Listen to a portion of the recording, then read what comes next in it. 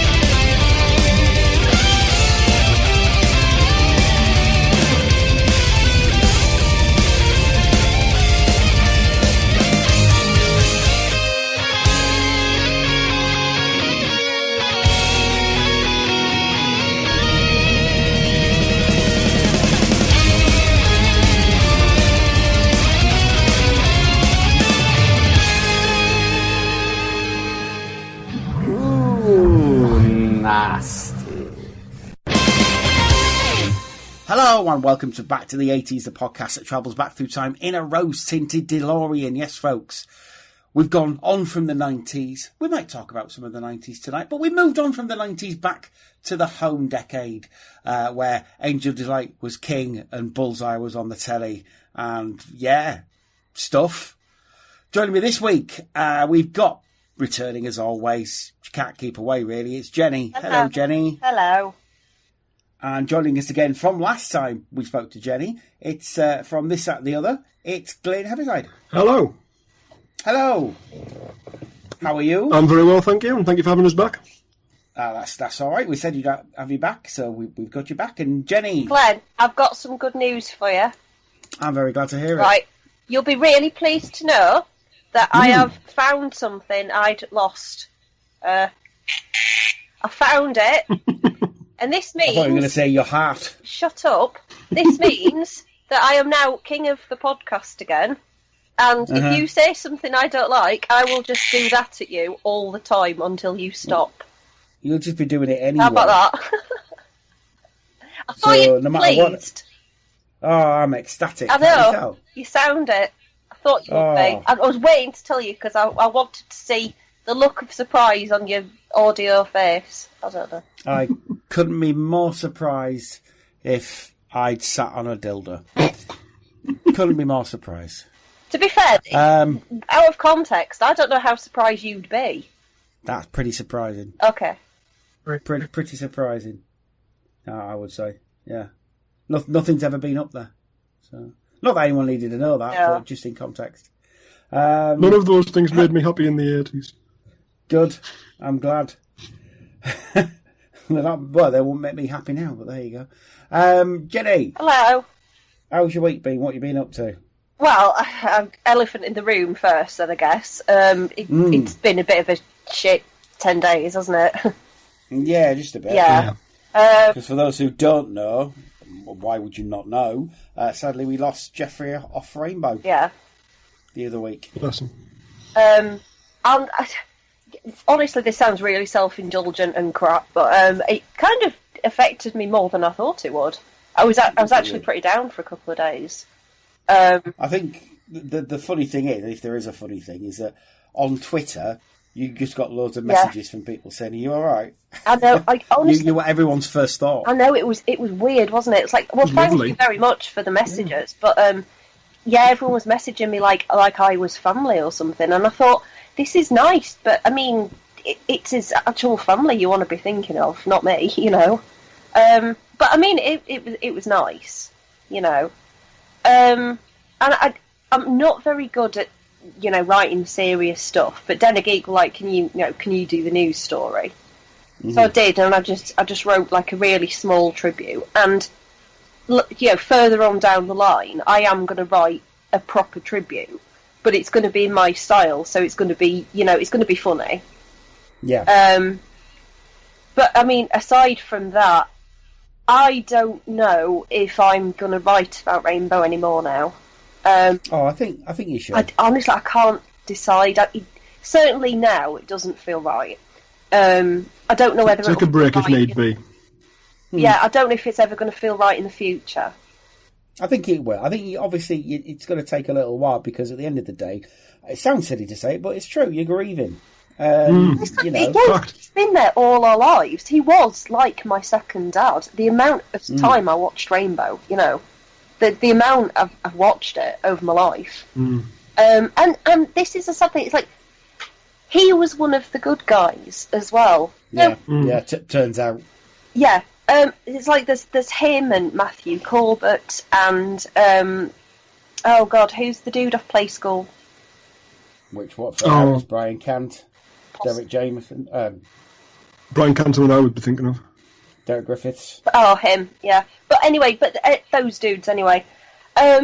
You've got this sort of increasingly shrinking group of people, and they were the good guys when everyone else has been sort of shown to be a scrotum or a generally horrible person. These were always just the good guys who genuinely just wanted to entertain kids. And it's a sad loss. I mean, he wasn't well, and anyone who saw him, in recent years knew that. But it still sucks. So of course it does. Yeah. It's a very sad thing when somebody you've known from being a kid passes away and dies. It's not. It was the same when Roy Skelton died as well. Yeah. Because that meant that you were never, ever, ever going to see either Zippy or George again. I know, and if you did see them, you would know. It does annoy me that, I think they're going to stop doing it now, but it does annoy me that they kept trying to do Zippy and George. They kept trying to bring Zippy and George back with different voices, and it's like, you don't sound anything like him, you can always tell. Yeah, no, it's... Like, just leave it, they're not Roy, just leave it. Skelton was very, very particular in the way that he did them. It's like when he died, obviously, the Daleks. Nicholas Briggs is great in the Daleks, but it's not Roy Skelton at the end of the day. He's the definitive Dalek voice for me, but there you go. But no, I mean, Geoffrey was Geoffrey, for God's sake. Like, it's perfectly understandable. He was in your house like 5 days a week, or at least every Monday. It was in my house Friday, wasn't it? All the time, because I had videos. So it was in my house all the time. Yeah. I remember it being a Monday lunch. Oh, well, Rainbow. We had... ours was on Friday. Yeah. The thing is, it would have been different everywhere because of regional differences and stuff. So who knows? Who knows when it was on? It was on when it was on. And it doesn't matter at the end of the day. The fact is, Geoffrey was in your...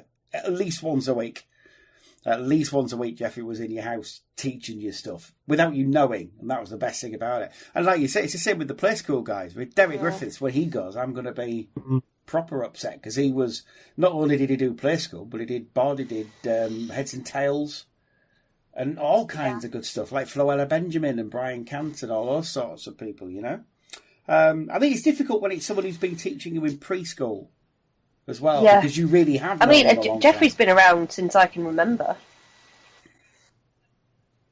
Oh yeah, why? I have watched Rainbow like literally all my life.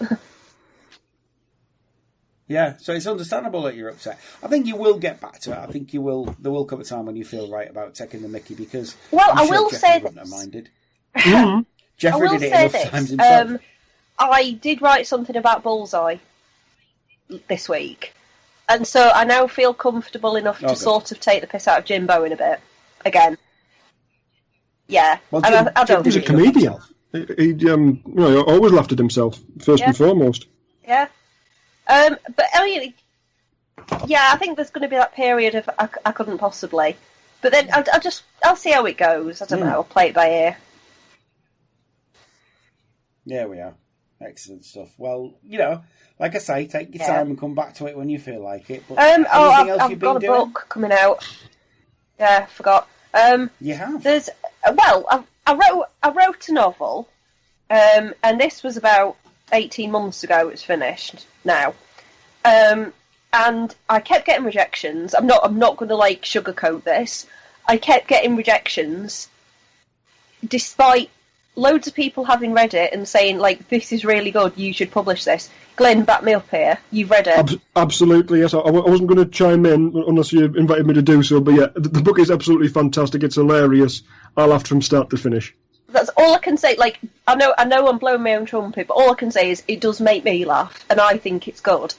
So I'm publishing it myself, and so far the bits people have seen, it's just had, like, nobody said anything bad about it. So hopefully I'm going to sell a few copies. There's a dude called Horsenberger has done my cover art, and he's done a fantastic job. It's going to be available. It's on Amazon from November the 1st. We're planning for, and it's going to be like paperback or Kindle. And what there was nothing that was very important I was going to say about it. I don't know what. Just while you're thinking, much love to Steve Horsley, and I hope you're feeling better, mate. Okay, he's been in hospital. Oh, okay, sorry, I didn't know. That's something we're going to have to go into later on then, I think. Yeah. But he has done a wonderful job on my book. He's a very talented guy. So, yeah, I'm basically just pushing it out myself. And it's called... Oh, yeah, that was what I was going to say, the title.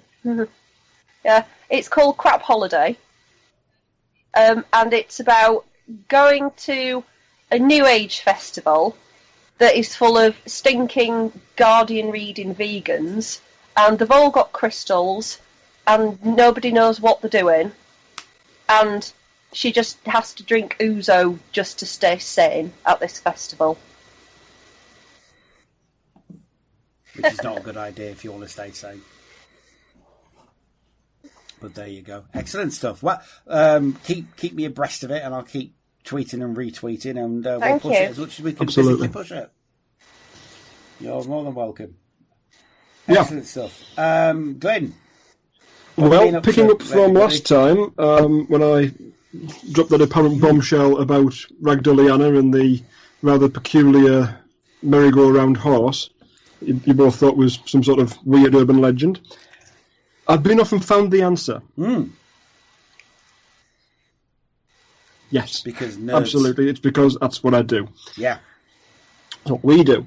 Yep. The first port of call, I got in touch with Ragdoll Pictures, the people who made Ragdolly Anna. They did Teletubbies, they did Rosie and Jim, and Rosie Paul. And Jim as well, didn't they? Tots TV, yep. Tots TV. Let's get into the 90s stuff, absolutely. I asked them about it. They'd ask around. They asked the founder of Ragdoll Pictures, and she didn't remember. Yes, Anne Wood, yes. She's in her 90s at this point. But they even went and asked her, and nobody could remember what it was. My point of contact suggested, could it have been in the book Ragdolly Anna Goes to the Fair? So I went looking on Amazon, and for the princely sum of £7.50, I got what is, it must be said, a wafer-thin book with 2 Ragdolly Anna stories in it. I mean, right from the off, the cover image is Ragdolly Anna on the back of a black and incredibly sinister-looking merry-go-round horse. So, chances were good. And then I got to this section here, which, if you don't mind, I'll read to yourself and your listeners. Absolutely, yeah. The roundabout they saved till the end. There wasn't much money left. Ragdolly Anna's 5p piece was just enough for one ride. Louder and louder sounded the music, faster and faster went the roundabout horses. Some were black, some dappled, some grey, but they all had tossing manes that reminded Ragdolly Anna of the big fluffs of candy floss you could buy to lick. Their eyes were staring, their black hooves shone. She looked and looked, undecided which one to choose. They slowed down to a standstill. "I don't want to go, love," said the little dressmaker, that being Pam Combs' character. "It's too fast for me. You go, and I'll wait here for you. Hold on tight, mind, and be careful not to let your hat blow off." Ragdolly Anna climbed onto the back of a black horse with a green saddle. She'd been watching him. She felt sure there was something about him which was a bit different from the others. He was different from the others too, for suddenly he began to speak, and proper language at that. "Have you ever seen a nightmare?" Ragdolly Anna nodded. She had had a nightmare once. It was after they had eaten toasted cheese for supper, and then meringues and ice cream, for a birthday celebration. She had felt hot and cold and horrible in the middle of the night, and had sat up suddenly sobbing, because she'd had a dream she was being toasted under the grill with the cheese. "It is a nightmare," the little dressmaker had said comfortingly.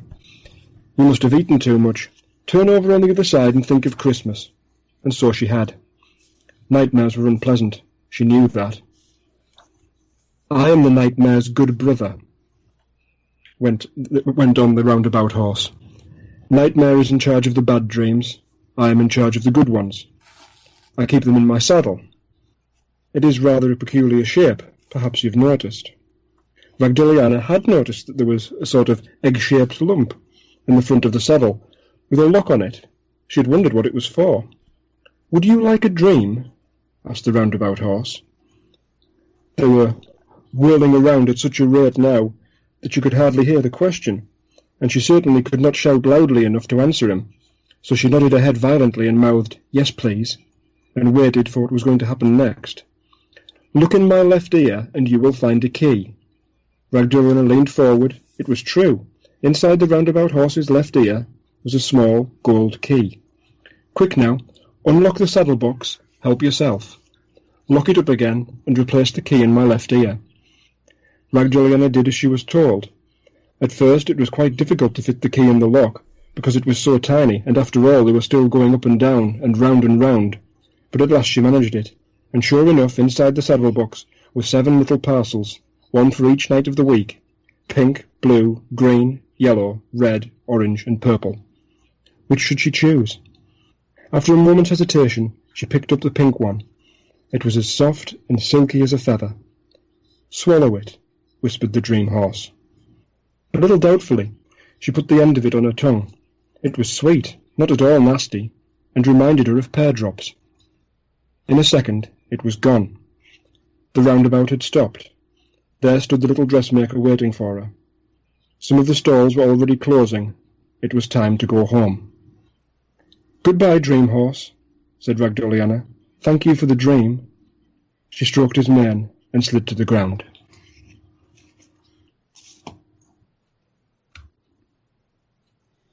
I mean, it's a nightmare, really, isn't it? Yes. It's nightmarish. Exactly right. It's a very kind I love.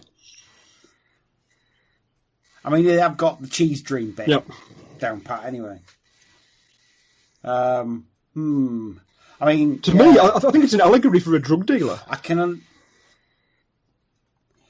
Oh, God, it's not far off, is it? It's something like that. But, it's certainly something like that. I mean, most kids' fiction does come down to drugs anyway, doesn't it? So, Alice in Wonderland et al. I love that. Just something I really, really love, because people say it's got nothing to do with drugs now, even though Lewis Carroll was the biggest drug taker. That was the least of his oddities as well. Yeah. Oh, absolutely. But yeah, very, very odd.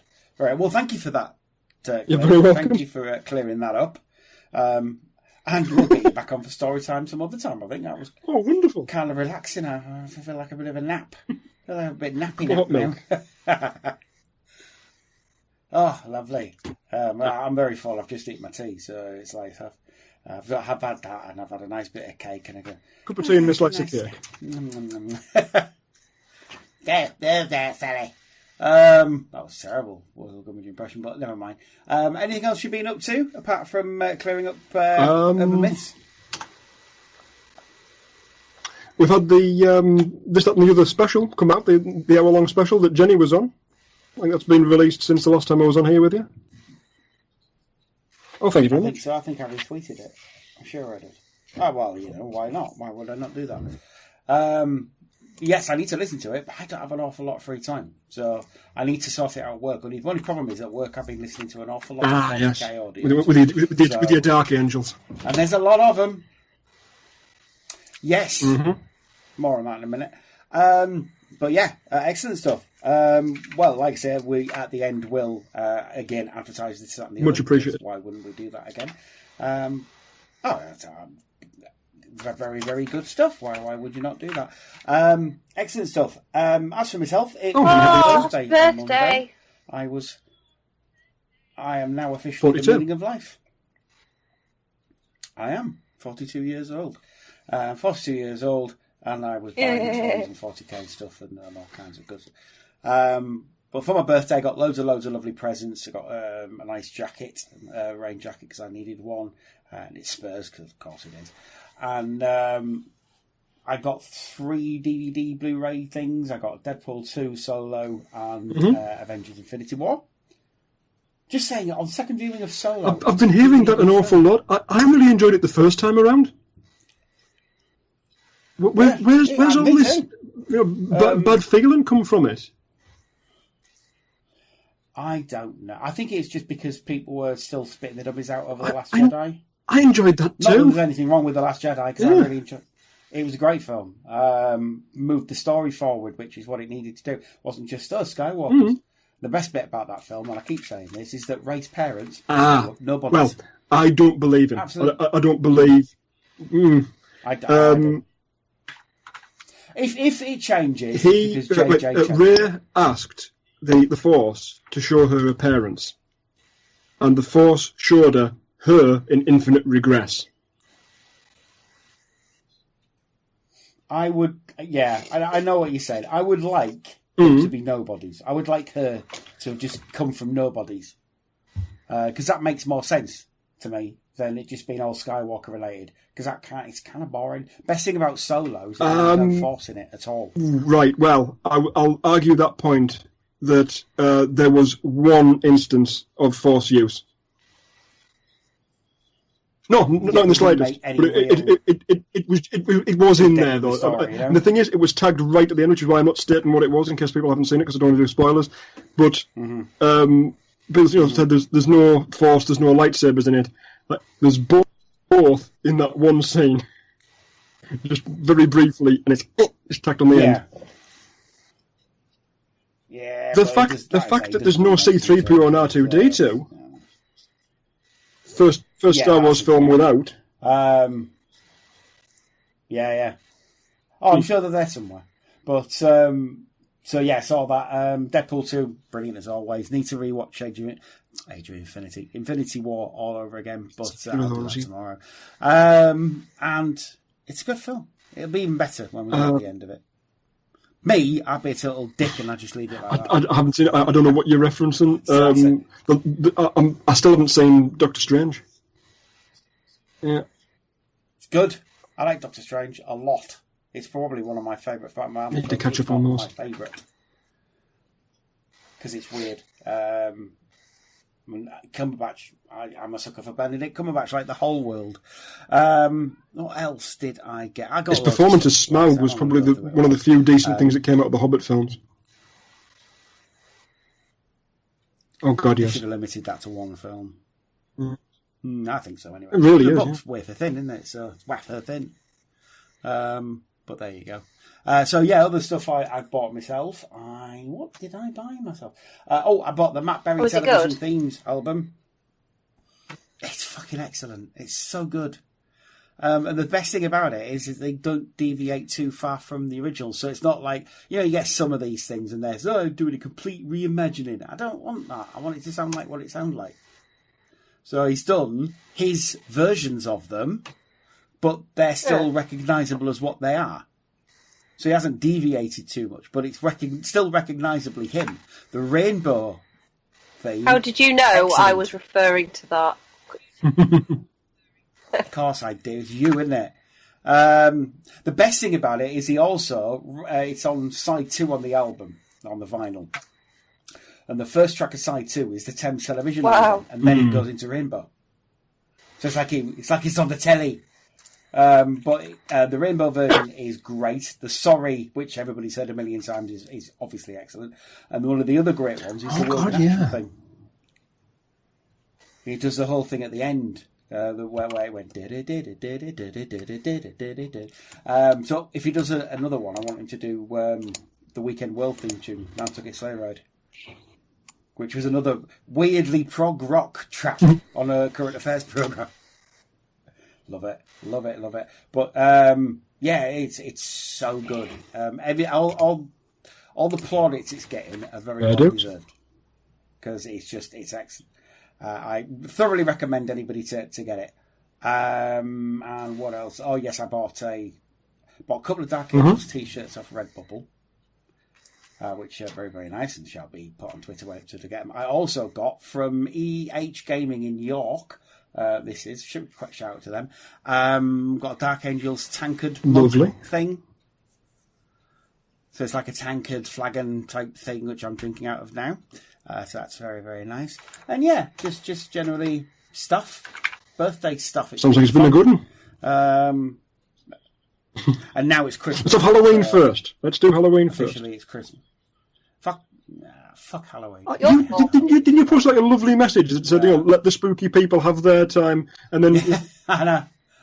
Oh no, the spooky people can completely have their time, but I have zero interest in it. I will do what I usually do on Halloween, and I will put up on Twitter and Facebook the Fry and Laurie sketch about the right and the wrong way to do it. What is the Halloween equivalent of like Scrooge or the Grinch? Or somebody who doesn't like Halloween? It's a good question. Just the Archbishop. Are you the Archbishop of Canterbury then? Is that what you're saying? Unless he's converted to Judaism, well, then, I don't think so. You're just miserable then. You're just a miserable cook. Not miserable. I have no. It's not for me. It's not for adults. It's not for adults. It's for children who like sweets. And I like sweets, but I can't. Hang on, did you just say it's not really for adults? After you've just rhymed off all of the toys and really stuff from your childhood. Yeah, you know what I mean, though. It's all... You just enjoyed story time with me. On telly, if they showed horror films on telly, which they don't anymore, they used to show them at Christmas as well, horror films, because obviously ghost stories, Christmas, that kind of thing. I remember one year, Channel 4 showed Hellraiser on Christmas night. I thought it was I love Hellraiser. If you're going to show one, that's the one you show. I have a replica of the Lament configuration, which is one of my prized possessions. It actually comes apart and you can reconfigure it. Solved. One of these days, Lee and me, Lee who does the Doctor Who podcast with me, she's going to do Hellraiser. She keeps going on about wanting to do it. And I keep, whatever. Whenever you're ready. And it's been a year down the line. Read the original book as well. It's not very long. It's only a novella. Well worth a read to see the original source material. Yes. Clive Barker? Yeah, I thought it was. I'm not really a big horror aficionado. I was watching the other night, though, the top 100, according to somebody, top 100 horror movie deaths. And it's like, some of them were great. Some of them were like, I've never seen. Any of the ones with the Hostel, for instance, no, I'm not accepting that, because that was just fucking awful. Is that really horror? And all the Saw stuff? It's close to what they sort of term torture porn. It doesn't sort of tick the boxes for me to be true horror. No, it's just exactly. It's a sort of sadistic thing. The one I saw was I think it's Hostel 2. It was the one where she's upside down and the woman keeps cutting her with a scythe and bathing in her blood, a la Bathory. And it's like, and there was one specific bit. So the woman's getting more and more turned on as she bathes in blood. And there's one bit right at the end where she slits the girl's throat with the scythe. Obviously, the girl's throat goes all over this woman. And it is effectively just a money shot. And the woman acts like it's a money shot. And it's like, yeah, I know what you're doing. I know what you're doing, Eli Roth. You're just getting off on this shit, aren't you? It's weird. And I don't lie. That's not horror. It's like the later Freddy films where they went more to comedy. Ironic deaths. The later Freddy stuff. It's like the Spectre, basically, in DC Comics, all ironic deaths and stuff.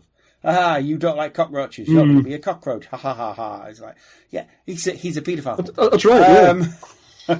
But anyway, yeah, people forget. As we're talking about horror, I've got a perfect segue into one of the things that made me happy in the 80s. Okay. Then let's do it. This was a book in our primary school library. It's called Nightmares, Poems to Trouble Your Sleep. It's still in print, thankfully, which is why I have a copy today. It was the cover that first allured me with this. Having always loved all things gothic, creepy and horrific, it's a skeleton in a top hat, big fur coat, carrying a bunch of roses, looking in through a window. And that's the image that you're left with. And it's a very large format book, so this was left cover out in the library. And every time we walked past to go down to assembly, I used to look at that, and it was the one I wanted to go and get most. And if you don't mind hearing my dulcet tones again, I'll read you one of the poems. Okay, this one's called The Ghoul, and each of these are gorgeously illustrated. I suggest anyone who's interested at all, look up these illustrations, because they are just something to behold.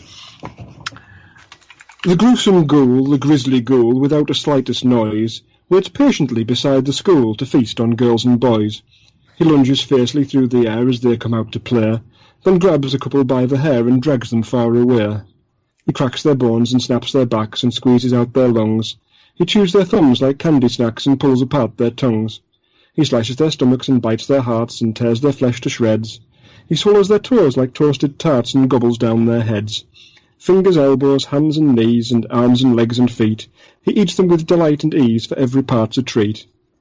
And when the gruesome, grisly ghoul has nothing left to chew, he hurries to another school and waits, perhaps, for you.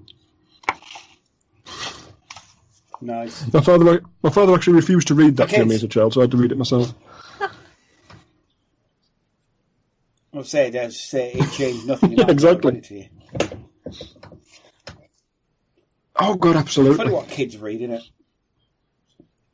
And it's funny that people now seek to protect, think of the children. I remember when I was a kid, I was reading Roald Dahl, and quite frankly, no kid should ever really read Roald Dahl. Look at all of the best well-loved fairy tales, the non-sanitised versions. Oh, that's right. The proper grim fairy tales. They are horrific. Yes. But then that was the whole idea, wasn't it? It was supposed to be the world full of magic is just as horrific as the world around you is dangerous. It's just be careful who you talk to. Yeah. Beware of strangers hanging around outside schools. You know. If somebody says they've got your best interests at heart, they probably don't. Also, woodcutters are good. Unless they're in the company of wolves, in which case... I do wonder, is the woodcutter cutting open the wolf at the end of Red Riding Hood, is that in the original version, and the fact that they're still alive in there? Or is that a later addition to make it more palatable? The answer probably lies somewhere in the middle. Cinderella, the ugly sisters cut their toes off to try and fit inside this, and it filled up with blood. Yeah. Read one called The Red Shoes. Oh, yeah. It's Disney, isn't it? It's Disney that changed a lot of this stuff and made it... Not that there's anything wrong with any of that, because I do get a bit sick of people saying, no, Disney sanitising. You know what? I love Disney. I really do. And I think it's a great gateway towards these stories. And then people who want to know more, they're going to go looking for the books, they're going to look for the original material. And it's going to build for them. It's going to be a much deeper experience. And if yeah. Do you want to know more? There's a fairy tale. Actually, it's funny enough. Dipping into the 90s, I was talking to somebody about Starship Troopers the other day. It's like, you do realise that you're not supposed to root for the humans, yeah? It's much more obvious in the original book, and Robert A. Heinlein is. I think he's being my interpretation of it was that he was being massively anti-authoritarian by showing how bad a society could be, but I suspect it might have just been playing it straight. I don't know. I don't know, but for Heathen, for Heathen doesn't fuck around. There's a great bit in it. There's that great bit where they're all signing up. Maybe the man I am today. Tree. Good on you, son. Maybe the man I am today, and he's got no legs and no arm, and excellent stuff. Love it. Do you want to know more? He does violence like few other directors. Every time, every rewatch, the violence in it can still shock you. It's like did he do Straw Dogs? It's not style like. Yeah. Yes, he did Straw Dogs. He did The Wild Bunch, that kind of thing. Yes. And it's really visceral. It's not stylized. And Heathen's very much like that, especially things like RoboCop, like Mr. Kenny's death, for instance. Horrible. It's horrific. It's funny at the end where the guy says, hey, somebody get a paramedic. Well, as Wilson said himself, it's only as it was meant to be saying that the joke only comes through in the director's cut, where Ed 209 is blasting away at him for like a full 10 seconds, and the guys just mince on the table. Then somebody says, "Get a paramedic." It's like, there is nothing at all to try and put back together. Don't touch him. Don't touch him. It's very much. I think he's getting better. You'll be stone dead in a minute. You're not fooling anybody. Exactly. But yes, 80s horror, of course. I mean, there's plenty of 80s horror that like I said, Hellraiser. It's an amazingly influential film on lots of things. Like there's Child Play that was in the 90s. That was on the cusp of the 80s. I've got on a limb and say the original Child's Play would have been late 80s.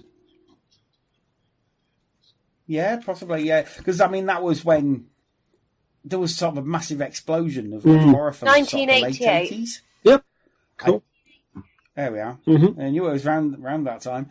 Because there seems to have been a lot of horror films come out sort of around that time, like Puppet Master and all that kind of thing good series. Which is weird because sort of like one of the most famous films, Elm Street, that was 84.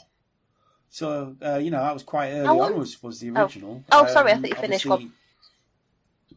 Well, no, I was just going to say, like, I love Hellraiser, and I once wrote an article, because I think it's actually, like, not quite a rom-com, but like a romance. I do. I think it just happens to have some horror in it. But actually, no. The thing is, I watched it when I was like really stoned off my tits, and you've got to do that, and then you see that it's a touching love story, and that Julia and Frank, their love is pure and true, and they just want to be together, and all these. Yeah, and all the shit's getting in their way, and she's got to like murder a bunch of guys just because she loves him and because they want to have sex, But like I say, I was off my tits, so. Well, she does. Yeah. She does. I'm not so sure about Frank. I think he just wants to get hurt a lot. Frank just wanted to get out of hell, but yeah, more than anything, and to have skin again. There is that, yeah.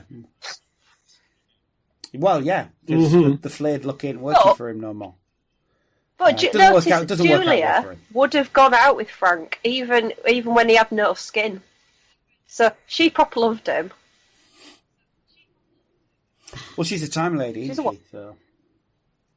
Oh, she's one of the Sisterhood of Khan. The actress ended up being in Doctor Who years and years later.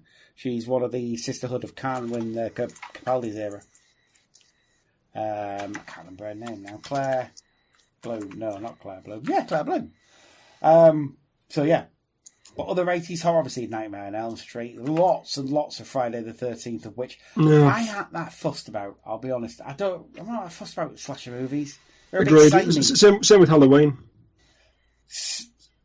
The only one I really liked, and the one I still like to this day, is Sleepaway Camp. Because it's mental, is Sleepaway Camp. Have you ever seen it? Okay. Oh. Watch it. I can't tell you anything about it. I can't, because there is a massive, I won't even say a twist ending, but it's a shock ending. Okay. And that's all I'm going to say. People who know what I'm talking about will say, oh yeah. And people who don't. I'll tell you a great one, which pays homage to all of those. Cabin in the Woods. Mm. Yes, Cabin in the Woods is a good one. Oh, yes. Evil Dead, obviously, and 2. Even though neither of those are my favourite one. It's easily, yeah. My favourite one. Very quotable films. It's fantastic. It's got Ansel in. Yeah. Yeah, especially that one. That's probably the best one. This is my boomstick. Available from the sporting goods department. Shop S-Mart. Shop Smart. Yeah. Shop S-Mart. I love the fact that they try and make out that it's medieval England when it's clearly the Hollywood Hills. But it's got loads of English actors in it. That's the weird thing. Plus, it's also got Ted Raimi in it. There's about 3 roles. Yeah. Oh, he's one of them. You can have my steel. He's that guy. And there's about 2 other roles in it as well, because it's his brother's directing it, so why not? The other good one as well, and this is underrated, and people keep telling me it's shit and that I'm wrong on this one. Halloween 3, Season of the Witch. It's fantastic. The only reason people don't like it because it doesn't fit with the rest of them. It was going to become an anthology. Halloween was supposed to be an anthology, yeah. And it's written by Nigel Neal. Mm-hmm.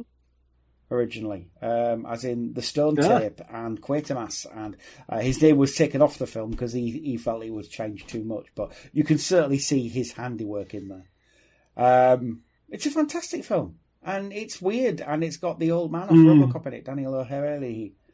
And yeah, it's got one of the most brutal child deaths of all time in movies, and it is awful what happens to that kid. Yeah. It's even worse in the book. I have not. You ever read the book? In the book, it basically says that the kid's head just turned into a portal. So it's all this stuff coming out of the portal in the book. Whereas it's kind of difficult to film that in 1982. So, but it's great for I actually find that more watchable than the Michael Myers stuff. I would agree with that. We'll move on from that though. Jenny, what have you got? Well, this is a bit of an odd shift in tone now. Yes. Well, I wanted to talk about dolls' tea parties again. I'm sorry. Oh. Well, I mean, that's Shut kind up, of horror. because I remember your comments on them last time. No, right. Did you have a doll's tea party? And I know the answer to this. I would have done. No, did you have a doll's tea party? No, because you were crap. No.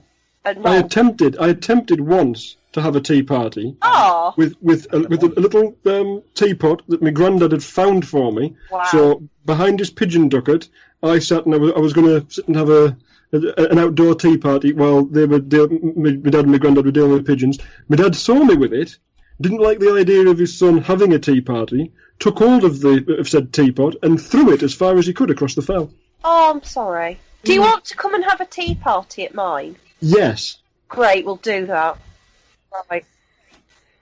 See, that's what they would call now fragile masculinity. I would agree entirely. But I just like to see, there's just something about a doll's tea party, and I can't articulate what it is exactly. So I'm hoping that you guys can sort of help me along with this. But are you sure it's not just? No, I didn't have tea. I was like 5. I didn't boil the kettle. You have make-believe tea. Yeah, well, you have like orange juice. You like tea, and then that's tea. And then you have whatever you can steal out of like the biscuit tin, and then you have bread and butter with hundreds and thousands on it. And I don't know what it is. That's fairy bread. Fairy bread, exactly. Mm. Yeah. And then so there's just something about sitting, all your friends around, and I think it's so relaxing because when you've got when you've got real friends in real life, it's really stressing. You have to give a shit about them, and you have to sort of talk to them and stuff. And but when you're having a doll's tea party, you can just go, oh, what are you doing? And then they just like compliment you all the time, and then all you have to do is back to them. And then if you don't like them, you can just like literally kick them out, like by the head. But you do that anyway. Do it with real people. You do that in reality. There's just something so lovely about it. And to be quite honest, I'm 34, but I would love to have a doll's tea party.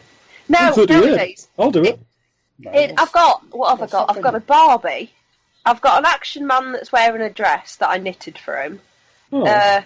I've got a Roland Rat and a troll and like a Skeletor. And I think you've got that whole retirement home full of He-Man figures as well. I've got a knackers yard full of He-Man figures, to be fair. Well, I've beaten you there because I've got 4 out of 5. Well, why don't you have a teapot? I got 4 out of 5 Fraggles. They were all... The only one I don't have is Moki, because when I was at Blackpool winning them... Right, so there was a set of like the sort of core characters, was there? As plushes? Yes, there was. Yes. Also, they had Gobo, obviously, Red, Booba, obviously, Wembley, my personal favourite, and Booba, and Moki. Sadly, they didn't have Moki at the time I was winning them, because it was one of those donkey the ball and the whole things. Yeah, that was a couple of years ago for my 40th. We went to Blackpool for the weekend. That's some cool prizes. And we spent a lot of time in Coral Island. We won shitloads more soft toys than those. We were very good. They didn't like us in the end, and this donkey derby thing.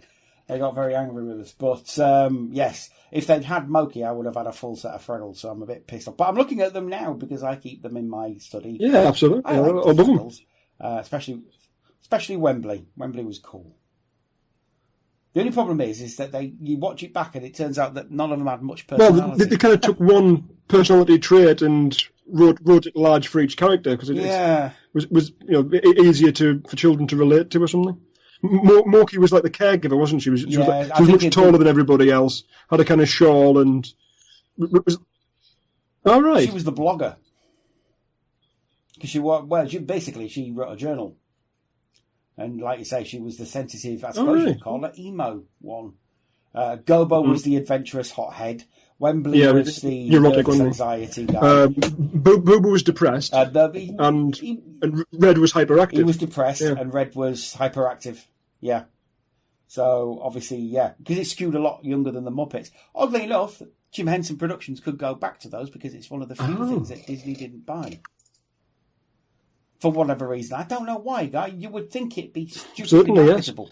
And they also appeared, very very quickly, I will let you go on, they also appeared in the 1987 Muppet Special, because the 1987 Muppet Special, which I forget exactly where they're all stuck in the house. The Christmas one was basic. Yeah, it's just crossover city, because it's got the Muppets with Sesame Street. I must say that. I adore crossovers. It's on YouTube. It's brilliant. The only weird thing about it is because it's American, it doesn't have Fulton Mackay or Simon O'Brien. It's Doc, so it's the character that they had in America. I think the dog's universal, but every country had a different presenter and a different location. Yeah, sadly, Britain's they lost both. Well, they just basically wiped. Which explains why I've never been able to find it. Right? No, you can't because it doesn't exist. Well, as both Doctor Who fans ourselves, we know nothing's gone until... Yeah, it's gone. Probably in Nigeria somewhere. Stuff turns up. That tends to be what happens, isn't it, right? 50 years after. But it would be nice to see Fulton Mackay stuff. I mean, they kept a couple, but they didn't see any worth in it, which is... I guess I can understand that, but on the other hand, fuck you. What? But, my favourite character. Sorry. Anyway, so yes, Jenny, if you needed, my favourite character from the Fraggles was actually Marjorie. Oh yeah, it was the trash heap, wasn't it? She her version in Britain would have been Squidgy Bog. Oh yeah. Well, Marjorie was Jewish. Yeah. I remember. She was skewed Brooklyn Jewish New York. As they did. That's right. The Gorgs, wasn't it? She was in the Gorg Palace. Did you ever read the backstory on the Gorgs? It's fucking dark. So apparently, they're either the only 3 creatures in their universe, and the others basically either died out or just buggered off and left them. So he says he's the king, but he's the king of absolutely nothing. And it's sort of like this weird existential wasteland that he's the king of. And he's waiting for the rest of the Gorgs to come back, or they've just died out. And it's sort of like the bed sitting room, if you've ever seen that. The bed sitting room. If you haven't, you need to. Right. The Bed Sitting Room. It's got Spike Milligan in it. It's got Lionel Jeffries, Arthur Lowe's in it, and it's this weird 1960s surrealist piece about a nuclear bomb's gone off, and it's about the characters who live in London. I love post-apocalyptic stuff. And it's really weird and sort of 1960s, sort of beyond the fringe type stuff, you know. And a character in it actually turns into a... Turns into? He turns into, yeah, because he mutates. So 1 minute he's a man. That sounds an awful... That sounds... well, it's exactly like one of the SCPs. Have you read those? Right. Secure, Control, Protect. Have a look at that. Tell me about this, yeah.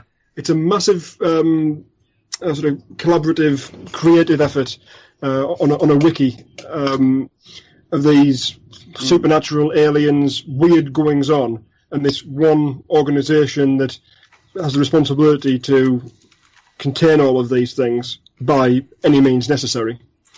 And it can be anything. It's any kind of urban legend, anything that's... The creepier the better.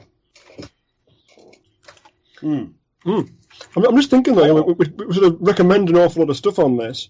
We need a suggested reading list or watch list. Condensed down. Yes, I think we should do stuff like that for these. Absolutely. It's like a Blipvert type thing.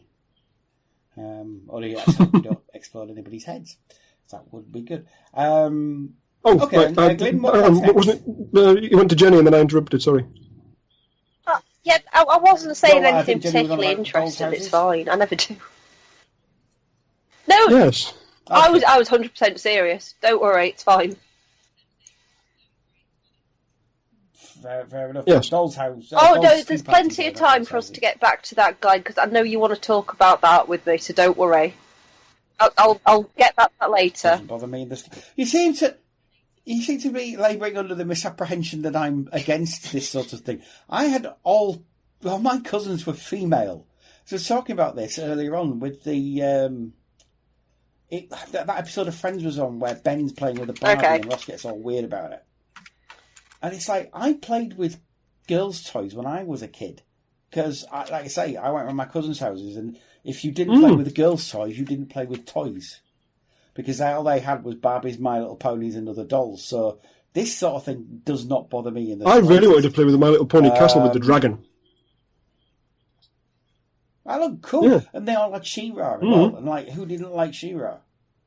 She-Ra was awesome. She was basically Wonder Woman. At the time, I disliked She-Ra because I could draw the conclusion that She-Ra came on and He-Man wasn't on anymore.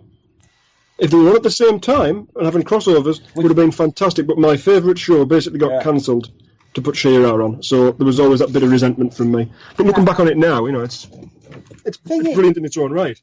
Thing is, he was in it an awful lot. Oh yeah, there was loads of crossovers. And if you read the Ladybird books, he was basically in every Ladybird book with her in it. So it's like, he was in it plenty. Thankfully, they didn't forget She-Ra at all. And Lou Scheimer, who created Masters of the Universe, the cartoon, basically said, I'm not doing all this girly shit. I'm going to make her a badass. Which at the time got slagged off because it was basically, you're just against girls having... In fact, what he was doing was quite progressive because he was like, girls don't always want to play with little dollies. Sometimes girls want to punch someone in the face. Yeah. And that's what She-Ra was. Like I say, she was essentially Wonder Woman, or what Wonder Woman is now. So it's like, I loved She-Ra as a kid. Oh, she was ace. But then I really liked Wonder Woman, like the Linda Carter Wonder Woman. So I'm quite chuffed now that DC seems to have said, she's kind of the standard bearer for the movies at the moment. So let's have Wonder Woman. Speaking of which, superhero movies, very, very briefly. Venom, if you've not seen Venom, go see Venom. I was going to ask, fun. Are the reviews justified? I've seen all the reviews. No! They're wrong. They're completely... Well, I don't know what they're talking about. I'll tell you where I'm coming from with this. I really love Batman and Robin as a film. Would I like Venom then? It's a good film. Yeah, okay. Yes. But it's not a bad film. It's not a film that you'd like ironically. Yeah. It's actually a really good film. One of the reviews said, it took Tex ages to get to him. Yeah, because they're building up a character. They're building up Eddie Brock's character, like the question I've got is, with all the superhero stuff that we've been getting, thankfully, been getting in recent years, and so much of it has been of such a high quality, do we really need all of the origin stories? And certainly, do we need the origin stories retelling every time there's like a minor reboot? No, I agree there. They've done. I think they needed to with Venom because most people don't know the origin of Venom. And to be fair, it's not the Spider-Man origin, which is another reason they were having a go at it and saying, "No, it's not this." It's like, well, yeah, that's fine. Spider-Man's doing his own thing at the moment. They don't need to tie him in, and they do mention the Daily Bugle, so it's not like it's not there at all. Is it part of the MCU? But it's right, possibly. I think the plan is eventually he will cross over into the MCU. But at the moment, he's his own thing. But they've gone down the sort of what he is in the comics now, so the anti-hero route. And they just put a bit of a different spin, but it doesn't matter. I mean, he's just Venom being a badass. So all you want is Tom Hardy being a badass as well. And I'm a bit of a sucker for anything Tom Hardy does, because I think he's ace. But yeah, no, I seem to have noticed the critics didn't like it, but everybody I know who's seen it has said, "Yeah, I really enjoyed it." I'd like to go. I'd like to go see it. It's fun. I enjoyed it a lot. And Riz Ahmed's really cool in it. I didn't know it was him at first, and realistically, Riz has only had a haircut and his beard shaved off, but he looks completely different, and he acts completely different than he normally does. He's usually a nice guy. He's not a very nice guy in this. But no, I mean, I would certainly never take a critic's negative review and say, "Oh, right, we'll judge him by that. I'm not going to see that film." Yeah. But, clearly, a lot of people must be doing that. Well, to be fair, Kermode was on Sunday Brunch the other week, which I always watch because it's hilarious. He was on that, and they said, "Oh, do you think a critic makes a difference?" He says, "No, absolutely not. It's just a critic."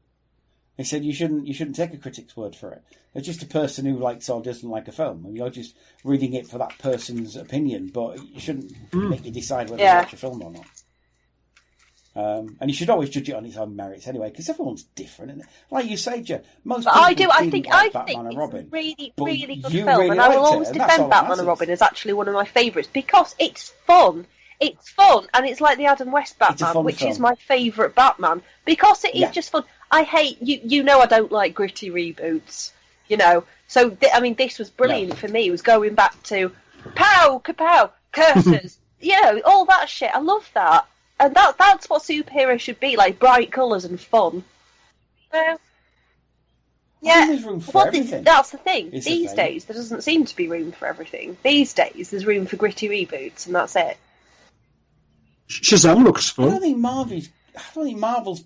Yeah, I'm just saying. I don't think Marvel itself is particularly gritty. I think it's got. Obviously, Infinity War has to do what it has to do, and it's a bit more serious in tone. But I wouldn't say it's gritty realism, because it certainly isn't. I think DC went down that route for a bit, and I think, like Glyn says, Shazam is going to sort of turn that on its head. I think Aquaman's going to turn it on its head, to be fair. If you watch the Aquaman trailer, it's completely different. And they have the balls, because they show it in the trailer, it's not a spoiler, they have the balls to actually put him in the green and gold. Which, completely against what Zack Snyder would I do. see. He's in the old-fashioned green and gold suit for once. And I've never seen Jason Momoa in anything bad. No, even Justice League, he was the best. One of the best. I haven't seen that Justice League. It's good. It's good as far as it goes. It's trying its best, and it's sort of people will eventually see it as the bridge between the Snyderverse and what's coming. And I think what's coming is going to be a lot brighter. I think Shazam, you can just tell by the trailer, that's going to be a lot of fun. Aquaman's going to be a lot of fun, and I cannot wait until Wonder Woman 84, because the first Wonder Woman was fantastic. The second one's going to be even better, I think. Tell you what I'd love to see from DC is if they do something with Batman Beyond. Yeah. I would love that. That'd be fantastic, because that was a great show. I don't honestly know is the answer to that one. I would like a series, live action series, if they're going to do that. I can certainly see him doing that. But yeah, I think the other big news this week is that James Gunn, formerly of Marvel, formerly of Guardians of the Galaxy, is being poached by DC. They get him to, he's going to be writing and directing Suicide Squad 2. I haven't. Which, if you've seen the first one, it's blatantly obvious.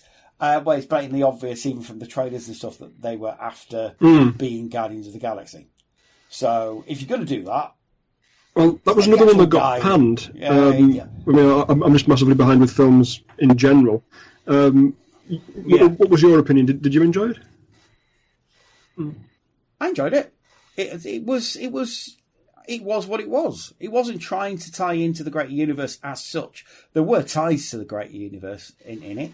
I think maybe some parts of it weren't explained as well as they could be. I think they didn't really solidify the Harley-Joker relationship. I'm still not sure about Leto as the Joker. And at this point, I don't think DC are, because they seem He didn't get a lot of screen time, did he? No, he didn't get... I mean, he was good, because he's one of these people, he's good in everything he's in. But DC at the moment seem to be hedging their bets with the Joker, because you've got the Joaquin Phoenix one. Now, I've heard lots of things about that. And it looks really good. It's Todd Phillips as well doing it, which is the guy who did the Hangover films. So that's an interesting choice. But Scorsese is producing it. But Joaquin Phoenix is the guy I think should have got the gig from the start, because I think he's an amazing actor and he can play anything. Of course, if Heath Ledger was still alive, he would still be playing the Joker now. It was an amazing performance. Yeah, I love those films. The Nolan Batman films are absolutely brilliant, but they wouldn't fit into what they're trying to do now because they're not fantastical. The whole point of them is that they weren't fantastical. They were crime dramas along the lines of things like Heat, Michael Mann films and things like that. So it really worked. But I do. Oh, absolutely. Well, I mean, it's Batman anyway. I mean, very rare is Batman that fantastical, really. Especially if you go back far enough. But there you go. I liked Suicide Squad. It could very easily become Will Smith the movie, and it didn't. But he is fantastic in it. I don't know why people didn't like it. It's one of those films where I really enjoyed it, and I came out and thought, yeah, that was a good film. I enjoyed every bit of that.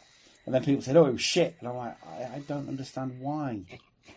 But I was the same with Batman vs Superman as well. I enjoyed it for what it was. I really didn't like that one, I'm afraid.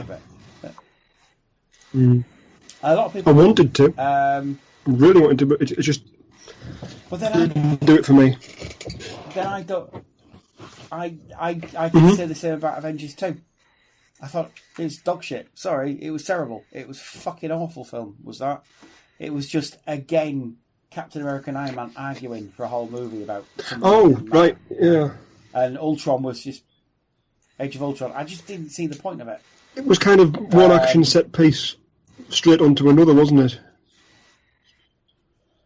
Yeah, with James Spader phoning it in every so often. And he really was phoning it in on that one. Hey, don't get me wrong, I'd watch it again. Film, but it just didn't... I've seen it twice and I'm kind of... That'll do. I thought Civil War was a much better Avengers film. Because that's what it is, Avengers 2.5, isn't it? But if I'm going to watch a Marvel movie, I'm much more inclined to watch something like Ant-Man or Doctor Strange than I am Avengers 2 again. I'm just... Of course, my favourite ever Marvel film is the first Iron Man, so... Still the best. Still the best one. I think it was the most surprising. Yes. Is what it was, because you weren't expecting anything from it. Lee said about the third one, the better for me, though. Really? I like the third one, but it's a very Shane Black film. I like things like Kiss Kiss Bang Bang, so it's very much deconstructing the idea of the superhero sort of thing, and I kind of am into that. To be a superhero, he needs not to be a superhero. Plus, it has Guy Pearce in it, so. And I like the idea that the Mandarin was just a big sort of joke. Because everyone was, it's like what people said about The Last Jedi. It's like, oh, no, well, I was expecting God. Mm-hmm. Do you know what? Sometimes it's nice to be surprised. It's nice to go into a film and think, oh, that subverted literally all my expectations. And yet, if you go back and watch The Last Jedi, it does everything it says that it wasn't going to do. It's like that bit in The Last Jedi where Luke says, oh, what do you think I'm going to do? Stand off against the whole Empire? Well, yes, that's exactly what you're going to do. But not really. Well, yeah, kind of really, ish, sort of. He's going to beat the whole Empire, and he's going to save the day. It gives them just enough time to get away. Yeah, and that's all they needed, and that's what I love about it. But yeah, anyway. Yes. Back to the 80s, Glenn. What were you going to... Sorry, Jenny, we're boring. I'm actually uploading a world of crap as we speak. No, you're not... Oh, shit, I've just... Brilliant. You're not boring me at all. I'm just doing a bit of work while you two talk. Right, I'll give you one now that you can definitely both get on board with, because this person will have done something very significant on one of the things that you love, regardless of what it is. If you love something from the 80s, chances are this guy worked on it. Shuki Levy. Yeah? Yes. And Hein Seibern. Theme tunes.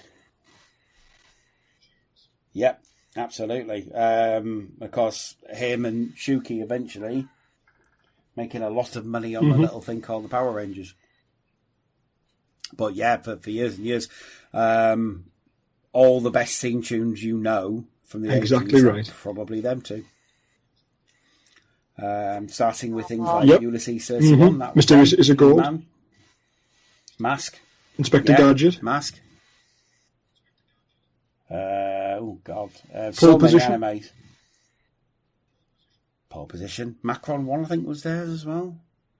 But I think that was one of Haim's first forays, because he bought loads of anime and showed it in the 80s. Macron 1 was one of those. You ever seen Never heard Macron of it. 1? I don't know it by name. It's standard robot fare, standard giant robot fare. The interesting thing about it is that instead, I'm guessing, I've not seen any of the actual episodes, I've only seen the Western ones. I'm guessing that in the actual episodes they had Japanese songs when they were fighting. But Haim basically got session musicians to do cover versions of famous songs of the 80s and put those in. So one of them, you got two giant robots fighting to a session musician singing Susudio. I've got it on DVD. It's amazing.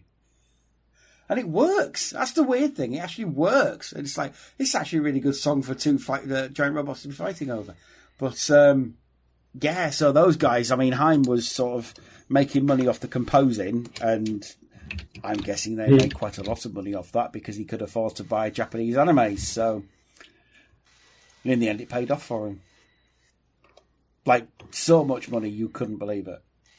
Because he sold, if I remember correctly, he sold Power Rangers to Disney for $2 billion. And he ended up buying it back for about $1 billion. So I think he made $1 billion off it eventually. And all the money he's made off it since. Oh, very talented guy and fair play to him. Ridiculous. Oh yeah, absolutely. Well, like I say, you can't watch an 80s cartoon without one of his songs being in it. And I guess the most famous one, probably He-Man. Oh, and obviously, She-Ra. It's debatable to say which would be the standout. I could tell you my favourite. Ulysses 31. Oh, go on. Yeah. It's fantastic. Yes. That's the very next thing I was going to say. It's really, really good. The only bit I would take issue with, you can't have a bolt of thunder. He said, like a bolt of thunder from the blue. You mean lightning, surely? You can't have thunder. You have a thunderbolt, but come on now, you can't have it. No. But yeah, he even paints No-No in a good light. Small robot, you know. He's not that annoying. I will maintain he ain't that annoying. He is part of an odd pattern of Jason the World Warriors had Oon, Mask had T-Bob. Yeah. T-Bob's not annoying. It's the kid. Not T-Bob. Yeah. He's not the one. It's Scott. Because Scott is told constantly, this shit's dangerous. Oh, so I'm rich. Basically, that's his attitude. He's the 1%. I hate Scott Tracker so much. But my friend used to run sfxb.com or .co.uk, I forget which was the Starfleet Bomber X site. Because he's very, very much into Starfleet. I'm vaguely aware of it. Other people, when we've talked nostalgia, have mentioned it. It wasn't when I saw it at the time myself. No, it was on very early 80s.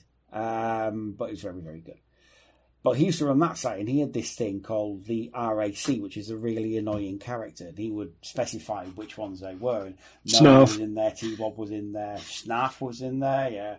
Most of these I don't find annoying. It's like Orko. He had a real thing. He hated Orko. And it's like, why do you hate Orko? Orko's fine. A friend of mine mentioned to me that it's the writers that have the issue with Orko. They continually use him as a sort of plot foil, that regardless of how stupid a thing to do might be, he goes and does it. He goes and does it. Regardless. It's like, integrate into Man-at-Arms' laboratory. Oh, there's a whole lot of buttons here. I'll just press those at random. I think if you... I think it's been sort of posited that Orko, like you say, is used as a plot device, and it would depend what they needed at the time as to what personality you got. So you sometimes got Orko as effectively a 5-year-old, and then occasionally was sort of a teen, and then he would be quite a competent character if that's what they needed him to be at that time. Other than the fact that his magic doesn't work on Eternia in the way that he expects, he's supposed to be the greatest wizard of Troller. So... Yes, he is. And if he had his amulet with him, he would still be a great wizard. Surely, on his own planet, there must be some sort of amount of common sense, social norms that that you would obey that he's simply not doing when he's on Eternia. He's trying to get away with shit.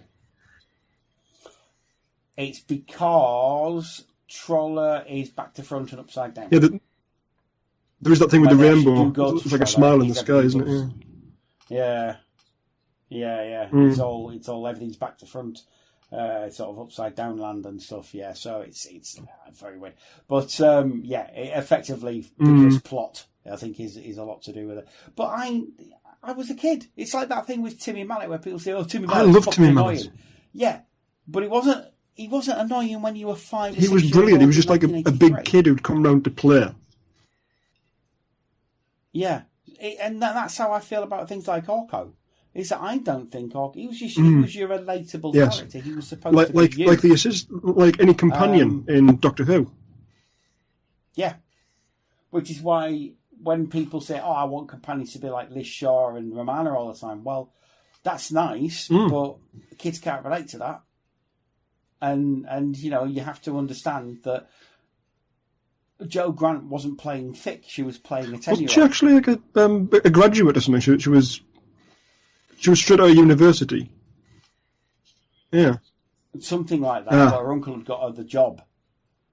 That was the idea. Whereas Liz Shaw was like a Cambridge fellow, and Romana was smarter than the Doctor. So all they'd need to do is say, "Oh, so it's problem 3B." Yeah, problem 3B. Oh, we'll sort that out then. And that's not very interesting for a kid to watch. And JNT was completely right to get rid of Romana in the end. Even though as a kid, I loved her. And I wanted to hold her hand. In the very chaste way that kid, I really like to go for sweets with her. Same with Princess Leia. But, and Cheryl Baker. But that was, not very interesting for kids. And, you have to have these supposedly really annoying characters so that the plot can be moved on. And Orko, like like Snarf, the only one that was annoying, like I say, was Scott Tracker because he would not learn and he would not be told. He just had this false confidence of the straight white. Is his value then as the example for kids of what not to do? don't be like him. No, because he got it. No, there was no consequences. You know, like there were no consequences. So, like I say, he was straight white male. Yeah, basically, I'm not saying Scott Tracker definitely grew up to be a college rapist. I'm not saying he definitely happened. I'm just saying there's more of a chance of that than Penny from Inspector Gadget doing it. She certainly was, yes, awesome. And a wonderful role model. For kids and their girls, should I say. Anybody. For all those people who say that little girls have no role models in the 80s, they had She-Ra and they had Penny. They had better role models, arguably, than a lot of the males did. But there you go. Like I say, Scott Tracker, no. It's absolutely grew up and ripped someone at a frat party. Absolutely. And nothing happened to him. Matt uses billions to get him off. I'm going to have to watch that again. Absolutely, that's... I was never a huge fan of Mask because even it was out in '85. The central vehicle, the leader's vehicle, its special ability is to fly. Great, it's a car that can fly. How does it do it? By opening its doors. It's just got gull-wing doors that open, and it flies using its own doors. And an engine at the back. It's just got a super fine. powerful engine at the back. As far as aerodynamics goes, even as a child, I knew on a windy day you didn't open two opposing doors on a car. Mate, it's a Pontiac though, isn't it? That's why he had to have that mask on at all times, because of the massive windrush going past his face. Yeah, there were better vehicles, though. There were better vehicles in that show. Switchblade was... But were they as iconic? Is the thing. The thing is, they weren't shown as an much. 80s concept. I suppose had it been a DeLorean. Oh, I don't know. But there was a flying DeLorean, but it didn't have its doors open all the time. It was just cool. Look, it was cool. Plus, also, Switchblade was a cool vehicle. Yes, it was a helicopter. Yes, absolutely. Yeah, I'm saying that there were much better vehicles than a car that flies by opening its doors. But they weren't as 80s. That's the thing, isn't it? I'd have to agree. When you have a red car with grid patterns and lightning on it, with gull-wing doors. And how many 80s songs? This is going back to the theme tunes thing. How many 80s songs mention the danger zone? Yes, lots of them. Where was this place that was so dangerous? This particular zone? Doncaster. I'm guessing Eastern Europe. Is it a specific geographic location? Is it a state of mind? Yeah. I guess it's like the neutral zone in Star Trek, which obviously that always confused me because we didn't have a neutral zone because it was supposed to be East versus West, wasn't it? And yet we didn't have that. We didn't have like a neutral zone. Well, it was. There had to be some sort of border between the two spaces. There had to be a place where stories could take place, so both sides could reasonably be within it, but no hostilities. So so you're not having open warfare in Star Trek, which. I mean, ironically, the stories involved in the neutral zone in Star Trek were always the most boring. Because they were always the political ones. So let's not fight, let's just talk. Because if we fight, there's going to be a massive war. So let's just do a lot of talking. The only one that was interesting of that type was the actual original series Star Trek, where it effectively submarine warfare. Well, I'd argue that point that the one with Ronnie Cox, I think it was, where they go looking for the USS Pegasus, the one with the cloak. But it's a phased cloak, and it phased inside an asteroid. Yes. So they take the entire Enterprise inside this asteroid and go looking for it. And the Romulans seal them in. Not a Minoc in sight. Tune on the power cables. So, I mean, I'd like 5,000 buckets of rice, please. Right. Yeah.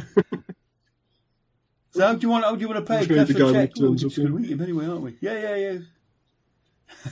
Oh, you will pay by cash. My favourite sketch from Robot Chicken is where combiner robots get a virus, so some of them don't turn up for work. Oh, yeah.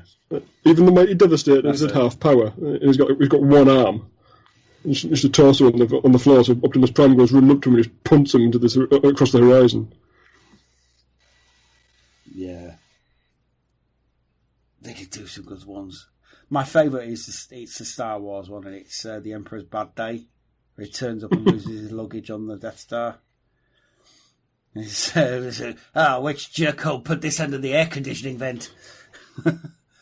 I'll just be killing myself now. Well, at least this day can't get any worse. 20 minutes later. No! So funny. Seth MacFarlane is the Emperor. The hazelnut macchiato. Change your life. Hiya. Cool. Jenny.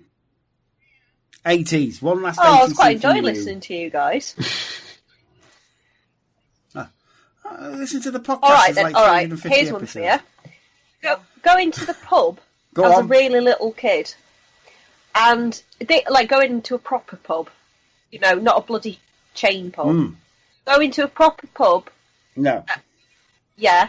And eating scampi fries or cheese moments, and drinking shandy and playing like Space Invaders while standing on a milk crate because you couldn't reach the buttons. Now, I've got a different take on that because the pub I went into when I was a kid didn't have a upright. They just had one of those table ones. So we used to play on the table one, which I later found out. Mm-hmm. I've only ever seen a table Pac-Man machine once in a pub that was fairly recently. But yes, scampi fries in a pub, definitely, and my drink of choice. My drink of choice back then, a lime and lemonade. I was allowed shandy, so like lager shandy. Even now, the smell of shandy just takes me right back to because Alex likes shandy. It just takes me right back to being like 5 or 6 because we. Got. If I'm gonna, sorry. What? I was just going to say, if I'm going to drink, it's more likely going to be shandy than anything else. I don't really drink, so I do like the taste of a shandy, though. But it has to be proper, it's like bitter shandy. Yeah. The only thing I will drink, and it was something I actually drank as a child, and I will still drink to this day, is a snowball. Mm-hmm. Snowball. Oh, God. The other week, Alex bought a cut-price bottle of Advocate. I think it was about to go off or something, so it was like £1. So he bought it and started having snowballs for like a week. Nice. So you turn into an 80-year-old old lady. But okay, I don't know if this is something to do with our family or not. But we were in pubs quite a lot when I was a kid. Now it wasn't a case of like, my parents would go and get hammered. It wasn't like that. But it was just in the north. In the north in the 80s, you did this a lot. You could go into a pub with your parents. We went on holiday to like Inglemells, and a lot of it would be, let's go in the pub of an evening. My dad was a club turn as well. He was a guitarist around the pubs and clubs. So, I went to a lot of pubs with him as well. I think that's probably what it is. But I mean, I do remember the clubs. Oh, I'm very familiar with the working men's clubs, bloody hell. But I mean, I miss it now. It's like round here, we don't really have a proper pub anymore. I mean, and you're not going to get a proper pub anymore. I mean, because since the smoking ban, whether you smoke or not, that made a proper 80s pub. And you're just not going to get that now. Now it's going to just smell of like farts and coffee. I think in a weird way it did help kill the pub off because obviously everybody knows that it was a combination of a few things, and that the fact that supermarkets could sell booze so cheaply. Because I remember when I was a kid, supermarket booze was quite expensive.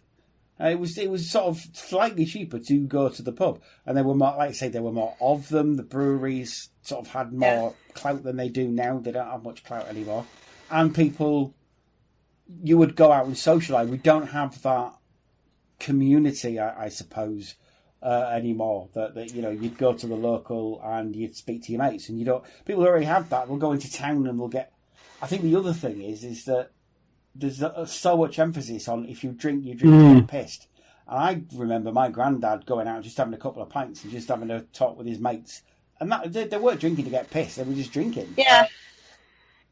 But these days, the whole point is, that's why I don't really go out to staff do's or like that, because the whole emphasis on the staff do these days seems to be, let's get as fucking pissed as we can.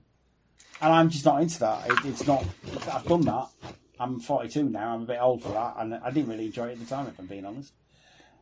Because I'm an old fart and I'm boring. I don't like drinking either. So I had the odd one at Christmas and that, but I don't.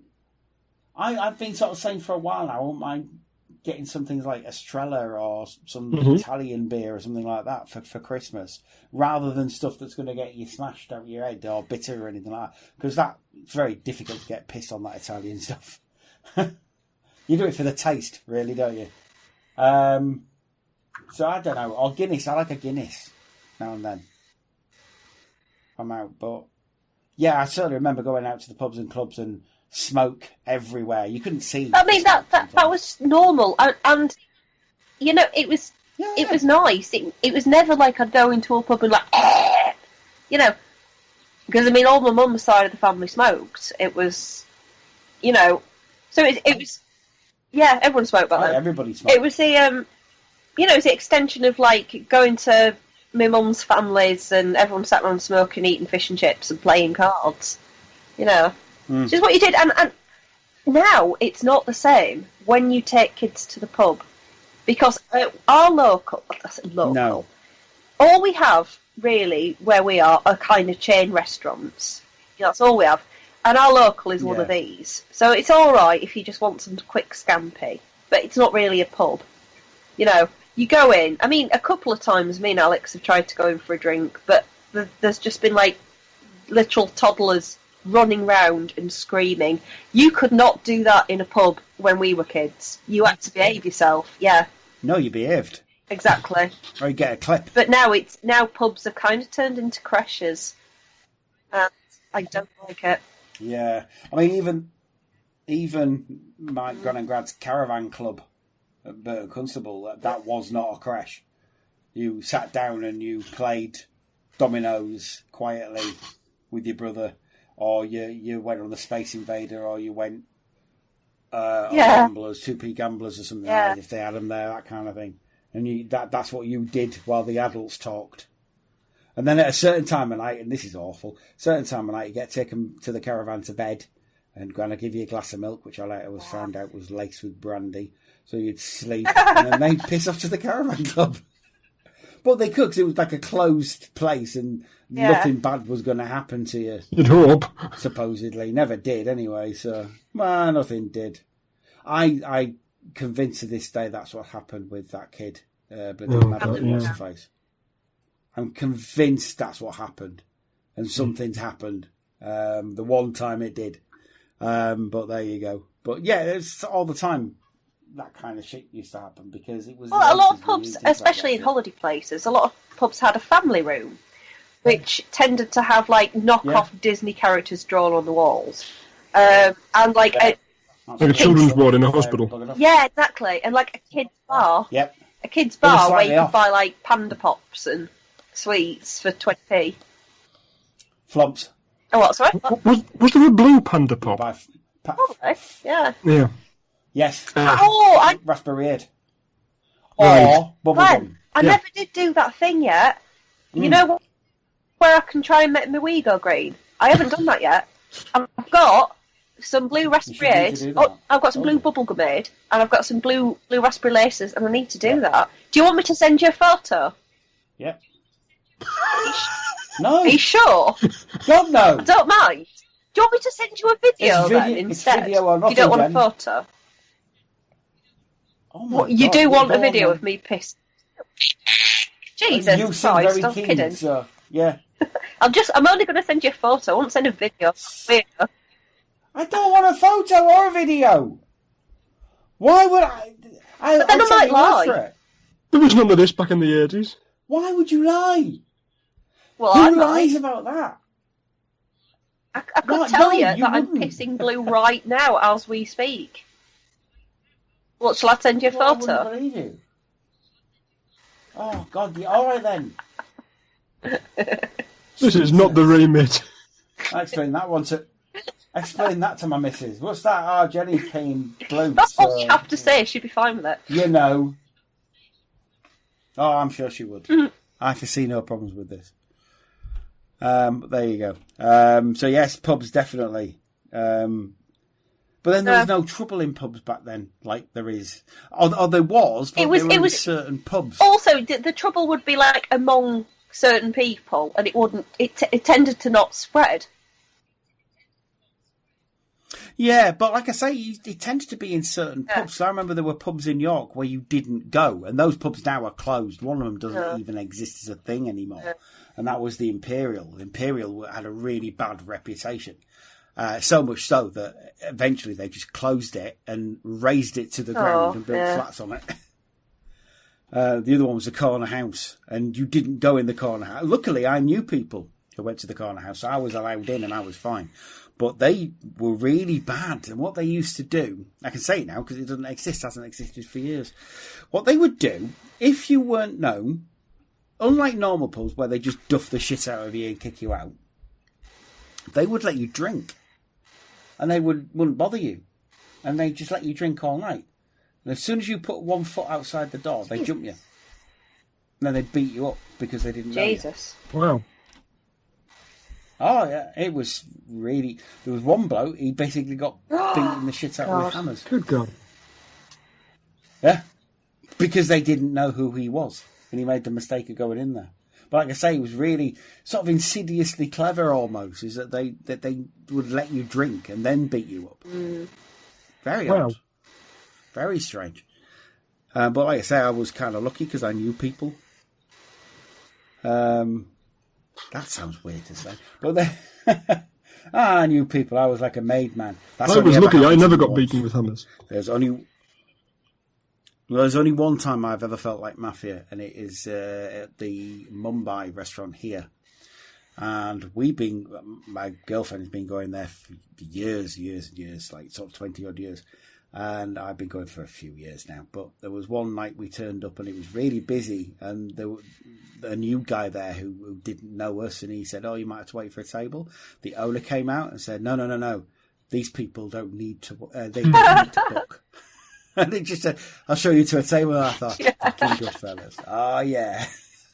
It's the one and only time I've ever felt like mafia. And it's like, you could get used to that, you know?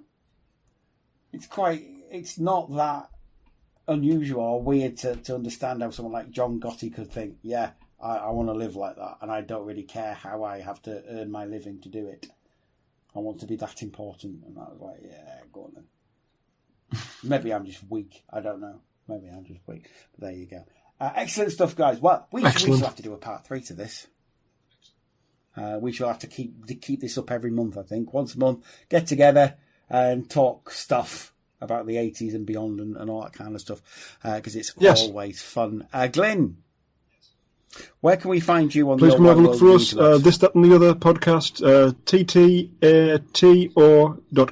ttat.co.uk. Half-hour sketch comedy. Excellent stuff. Flash.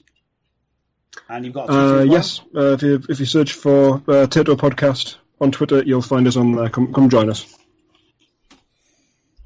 There we go. And I should put them in the show notes anyway. But that's I need to do look for them. Very funny stuff. Very good. And obviously Glyn's a Thank you very much. podcast now. We've been on twice. So there you go. What? Jenny. Nice. Where can we find you on your well, worldofcrap.co.uk, and on Twitter I am the World of Crap. Do us a favour, lads, this month. If you follow me on Twitter, can you retweet my pinned tweet, please? Because it's just like about my book and when my book's coming out and stuff, and it's a link to a page on World of Crap about the book, and it's got like bits of it on there. So any retweets I can get, any help I can get to like get the word out about my book is really appreciated. So thank you in advance. There we are.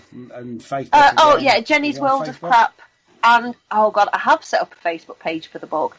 It's probably, I think it's just Facebook, like Crap Holiday. But, I mean, there's links to it all over the shop.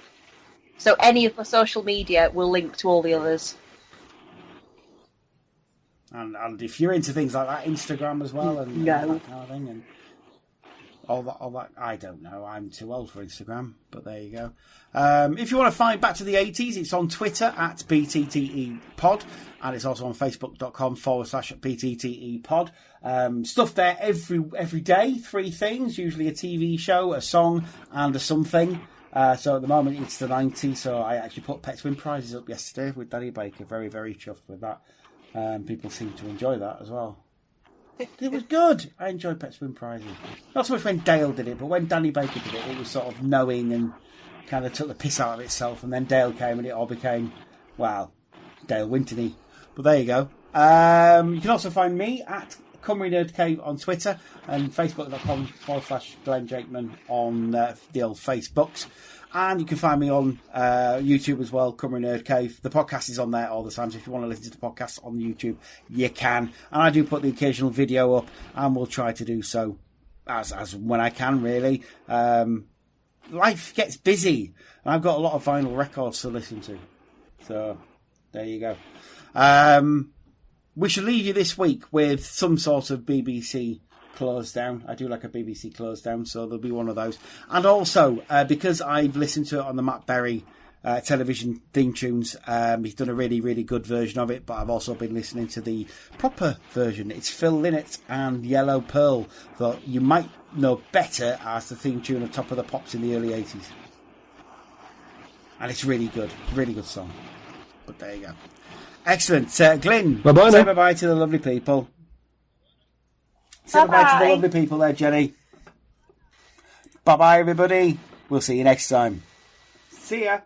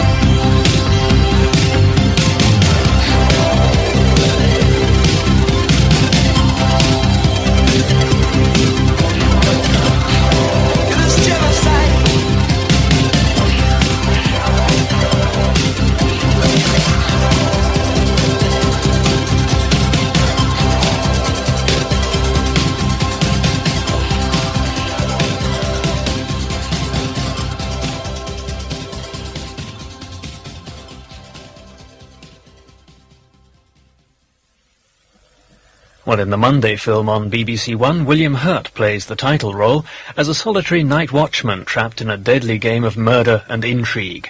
The Janitor at 9:25 on Monday, here on BBC One. Well, now our late-night look at the weather, and it's become very foggy tonight with visibility in places below 50 yards.